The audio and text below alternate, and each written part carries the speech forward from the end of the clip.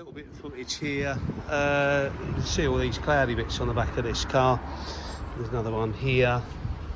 There's another big one here, right across there. You can see all that.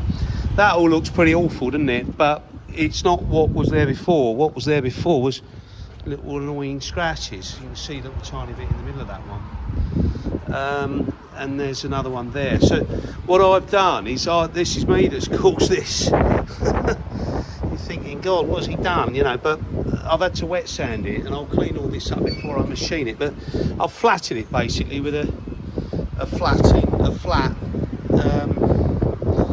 like a sanding thing, you know, sort of a wet sand they call it. So that my cutting, when I buff it with a cutting machine, it will cut, make it smooth, but also cut the scratches out. So it makes a much better job of it, and it makes it all even. So it has to get worse before it gets better. You know, what we're going to do is remove them, certainly get them 90%, most of them 80, 90%, enough so that they're gone, but also they won't come back. So we're not going to, it's not a hide trick, it is, you know, we are actually doing a proper job.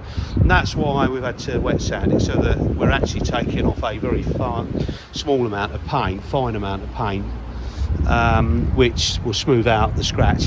They put a fair amount of paint on these cars, you know, so that'll allow us to do that. It hasn't had any coatings or any protection on it, unfortunately, so, you know, we do the ceramic coatings, graphene coatings now. But I've got other video footage of showing where cars have been scratched, and the coatings made a massive difference to the amount of damage done to the car. And if you want to look, there's a Defender there on videos of our work there, showing somebody scraped past a Defender with a lawnmower and scratched it all. But it was so good that the paintwork was still reasonably good underneath the scratching, if that makes sense. And we've also got an Aston Martin that a similar thing happened. The car hit it.